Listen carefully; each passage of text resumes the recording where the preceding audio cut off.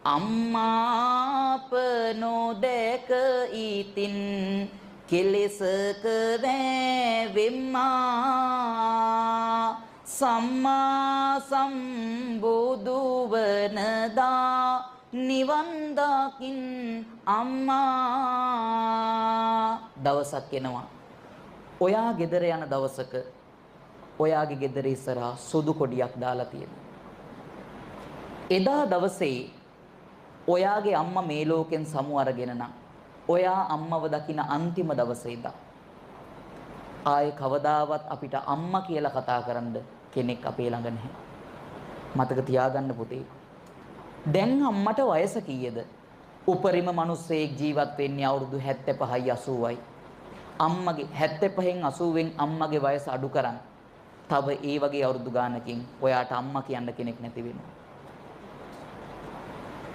අම්මත් එක්ක චූටි දේවල් වලට තරහ වෙන්න එපා. අම්මා උයන කෑම කන්න. කොච්චර බැන්නත් කන්න නැතුව ඉද්දි බිත්තරයක් හදලා දෙන්නද කනවද කියලා අහන්නේ අම්මා විතරයි. අපි මොන ලොකු වැරැද්දක් කළත් අපිව බාර ගන්න ලෑස්ති වෙලා ඉන්නේ අපේ අම්මා විතරයි. ජීවිතේ හම්බ වෙච්ච తాවකාලික මිනිස්සු ඉස්සරහා තමන්ගේ ආදරේ පරිත්‍යාග කරන්න කලින් දෙගොල්ලොම හිතර ගන්න.